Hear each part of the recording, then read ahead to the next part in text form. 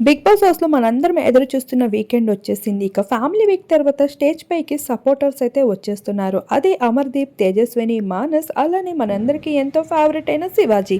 వీరందరూ ఒక్కొక్క favourite కంటెస్టెంట్‌ని support చేసేందుకు స్టేజ్ పైకి వచ్చేస్తూ ఉంటే ఇక కావ్య ఎప్పుడొస్తుంది అంటూ ఆడియన్స్ అయితే తల ప్రాణం తోక్కొచ్చేలా బిగ్ బాస్‌ని ఫోర్స్ చేస్తూ రావడంతో ఇక ఆ రోజు రాకనే వచ్చేసింది. ఇక అందరూ ఎదురు చూస్తూ ఉండగానే కావ్య ఆన్ ద స్టేజ్ అంటూ నాగార్జున చెప్పేసరికి ఒక్కసారిగా నిఖిల్ నోటంట మాట రాలేదనే చెప్పాలి. ఇక కావ్య స్టేజ్ పర్ఫార్మెన్స్ అదిరిపోతుంది.